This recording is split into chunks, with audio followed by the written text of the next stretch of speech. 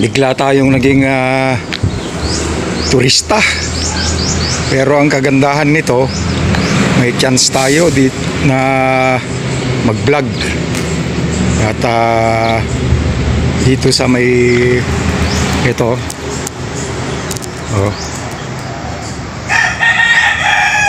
may LTO kasi dyan, bandar yan, kaya pumarada muna ako, nakita ko to.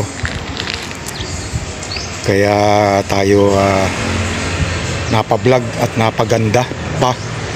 So habang hinihintay natin umalis sila, siguro maglalans mamaya, magbablog na tayo. Nandyan yung Magapit Bridge. Ayan, ganda rito.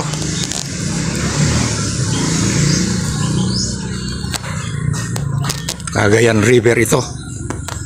This is the largest and longest river in the Philippines, ang Cagayan Valley.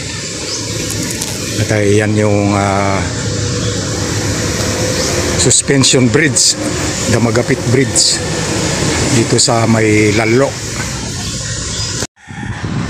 The castle in the sky is located in Magapit, Lalo,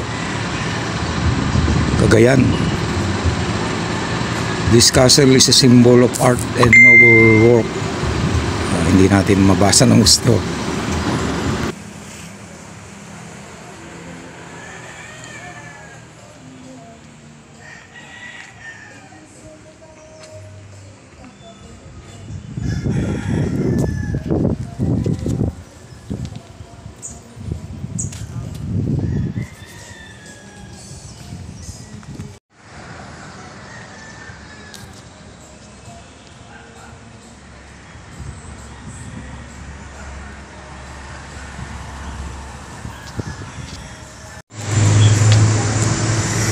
Ang entrance fee dito ay 25 pesos at pwede kang mag-vlog dito.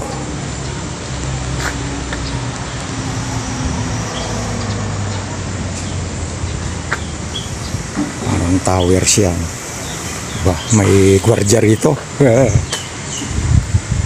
Hindi naman siguro mga ngagat to. Mabait ng ganitong aso. So ayan ang Cagayan River. Ayan. Uy, mukhang magandang mag-fishing dito Oh yan, may LTO kasi dyan.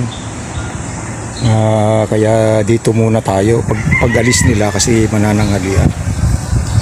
So dito muna tayo. Ayan ang Magapit Bridge.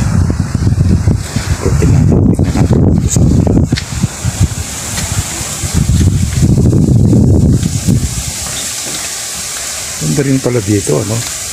Pwede kang magbayad ka lang ng 25, pwedeng mag-lunch dito.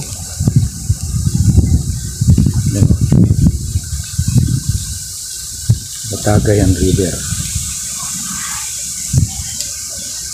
And that's the Magapit Bridge. Ito pala yung magandang pwesto.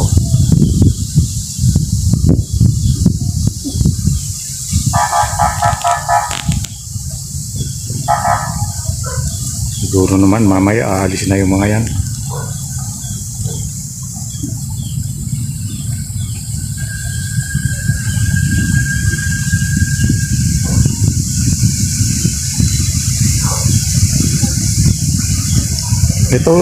Itong palasyo na to, parang tower, diba? Ay matatagpuan lang dito sa harap ng mga nakahilerang nagtitinda ng tinupig.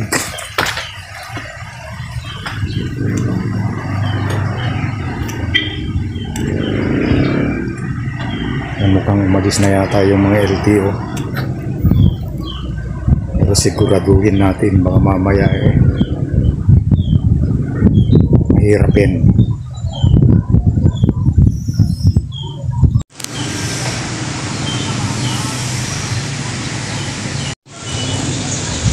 Bumiyahe tayo kaninang madaling araw, mga alas 5 tayo umalis bahay at nag-secure tayo ng ating NBI clearance dahil kailangan. So babalik na naman tayo sa December 1 para i-pick up yung ating NBI clearance. Kailangan natin yun.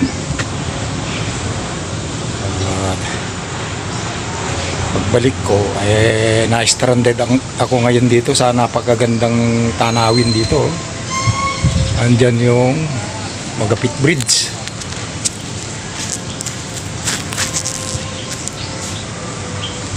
Cagayan River nandito.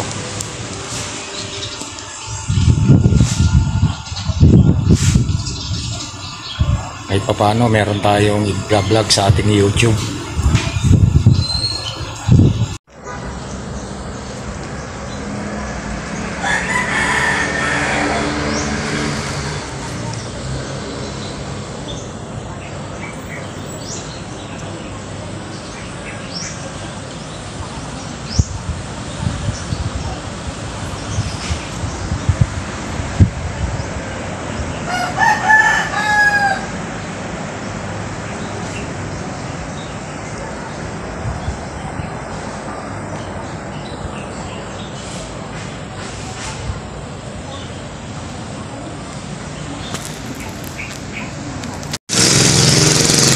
Dito sa tabi ng castle merong restaurant dito. Kaya lang sarado pa ngayon. Sa January yata magbubukas. Minsan nakakain na rin tayo dati dito sana mabuksan ulit. Pwede tayo mag-apply na cook. Marunong naman tayo magluto. Sino yung gustong mag-apply dyan bubukas daw sa January, kailangan ng mga cook.